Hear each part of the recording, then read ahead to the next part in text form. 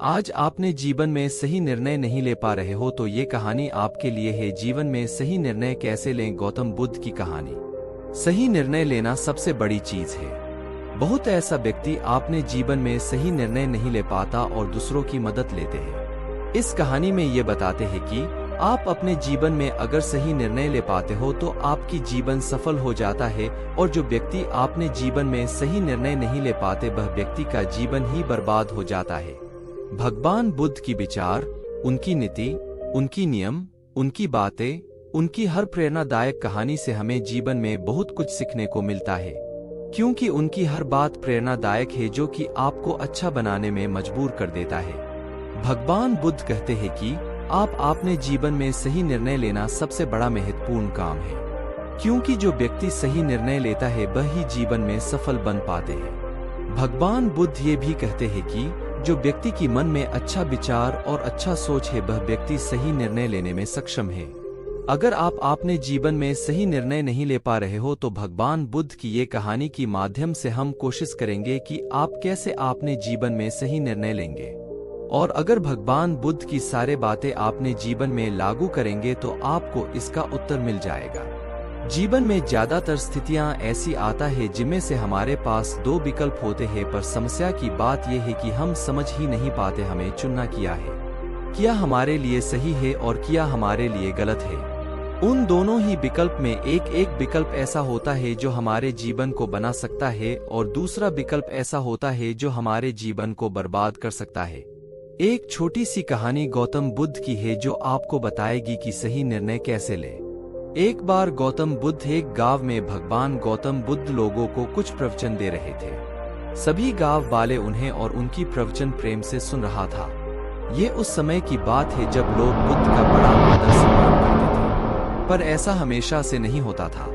शुरुआत में जब बुद्ध किसी जाया करते थे तो बुद्ध का विरोध करने वाले लोग ज्यादा होते थे, पर जैसे जैसे लोगों ने बुद्ध की बातें सुनना शुरू किया लोगों की सोच और लोगों की विचारधारा बदलने लगे और बहुत लोग बुद्ध से जुड़ने लगे और उन्हें पसंद करने लगे।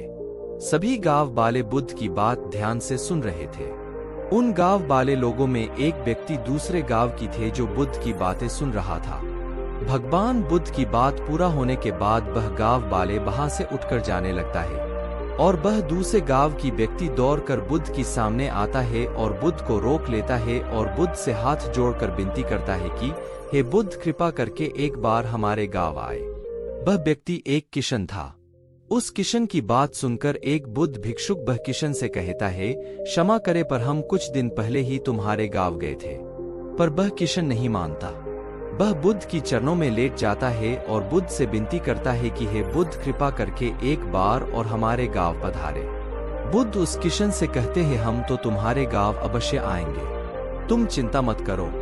वह किशन से ये कहे कि बुद्ध और उनकी शिष्य बुद्ध भिक्षुक वहां से चले जाते हैं। अगले दिन सुबह ही बुद्ध और उनकी कुछ भिक्षुक शिष्य उस गांव के लिए प्रस्थान करते हैं। कुछ देर में ही बुद्ध और उनकी भिक्षुक वो गांव में पहुंच जाते हैं। बुद्ध को देखते ही सभी गांव वालों की भीड़ हो जाता है।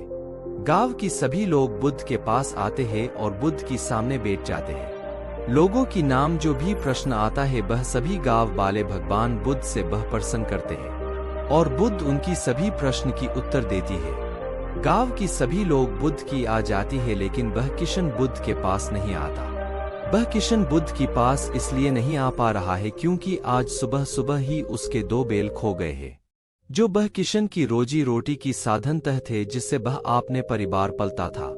वह किशन घर में चिंतित बैठा हुआ है और वह किशन ये सोच रहा है वह बैलों को ढूंढने जाए या फिर बुद्ध के पास जाए। वह किशन पूरी तरह से दुविधा में फंस जाता है। उसके पास 2 विकल्प होते हैं। पहला विकल्प तो यह है कि वह बुद्ध के पास जाए और उनकी बातें सुने क्योंकि बुद्ध को उन्होंने ही आमंत्रित किया है, और दूसरा विकल्प उसके पास ये होता है कि आपने बैलों को ढूंढने जाए जिससे भी आपने परिवार पलता था। वह किशन बहुत सोचने के बाद वह किशन एक विकल्प चुनता है। आपको क्या लगता है कि उसे क्या चुनना चाहिए? वह किशन चुनता है कि वह बैल ढूंढने जाएगा, और वह ये निर्णय लेने के बाद तुरंत जंगल में अपने बैल को ढूंढने के लिए निकल जाता है। भगवान बुद्ध और उनकी सभी भिक्षुक वह किशन की इंतजार कर रहा था जिसने बुद्ध को बुलाया है। बहुत देर इंतजार करने की बाद बुद्ध और उनके भिक्षुक उस गांव से वापस चले जाते हैं। किशन बड़ी मेहनत की बाद वह दोनों बेल को ढूंढ लेता है और वह किशन बहुत दुखी हो जाता है। उसे खुशी तो होती है क्योंकि उसके बेल मिल गए और उसे दुख इस बात की है कि उसने ही तो बुद्ध को उसके गांव में बुलाया था और वह ही बुद्ध से नहीं मिलने गया।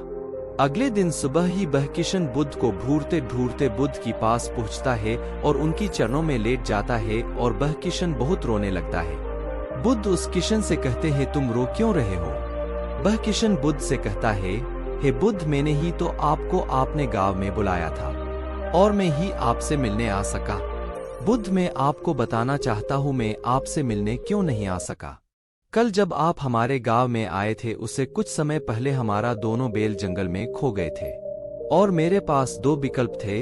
पहला, या तो मैं आपकी बातें सुनने आ जाऊं और दूसरा, या तो मैं आपने बेल को ढूंढने चला जाऊं।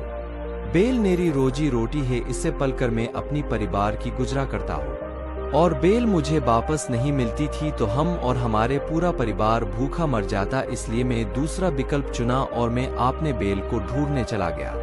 वह किशन भगवान बुद्ध को कहता है, मुझे क्षमा करें बुद्ध, मैं आपको अपमान किया। बुद्ध किशन की बात सुनकर मुस्कुराते हैं और उसे आपने गले से लगा लेते हैं और उस व्यक्ति से कहते हैं, अगर उस समय मुझसे पूछते कि तुम्हें क्या चुनना चाहिए तो तुम्हें मैं वही कहता जो तुमने किया है, क्योंकि अगर तुम बेलों को ढूंढने की बजाय मेरा बात सुनने आ जाते तो तुम मेरा एक भी शब्द सुन नहीं पाते, क्योंकि तुम आपने बेलों की ही बड़े में सोचते। पर अब तुम्हारी बेल मिल गए हैं, अब तुम मुझे आराम से सुन सकते हो। बुद्ध कहते हैं, मैं बहुत खुश हूँ इस बात को जानकर तुमने कर्म को चुना है। बुद्ध की बात सुनकर उस किशन की मन में से सारे बोझ उतर जाता है और वह आराम से बुद्ध की बातें सुनता है। एक समय की बात है, गौतम बुद्ध अपने शिष्य के साथ एक सफर पर जा रहे थे। सफर में चलते चलते बुद्ध को प्यास लगी तो उन्होंने आपने एक शिष्य से कहा, मुझे बहुत तेज प्यास लगी है, मेरे लिए थोड़ा पानी लेकर आओ। ये बात सुनकर वह शिष्य ने तुरंत पानी की तलाश में जाने लगा। इधर उधर देखा तो उसे कोई पानी का स्रोत नहीं दिखाई दी, लेकिन कुछ देर और जाने पर एक पानी का स्रोत उसे दिखाई दिया। उसने देखा कि उस पानी की स्रोत में कपड़े धो रहे हैं और तभी एक बैलगाड़ी उस पानी की स्रोत में से गुजर गई। ये में बहा का पूरा पानी गंदा हो गया और उसमें मिट्टी भर गई। फिर उसने सोचा, इस गंदे पानी को मैं भगवान बुद्ध को कैसे दे सकता हूँ, तो वह बिना पानी लेते खाली हाथ ही वापस बुद्ध के पास चला गया और बुद्ध को ये सारी बात बताई। बुद्ध ने कहा, ठीक है, हम सब यह इस बड़े से पेड़ की छाया में बैठकर थोड़ा आराम करते हैं। कुछ समय की बाद गौतम बुद्ध ने उसी शिष्य से फिर से पानी लेने को कहा।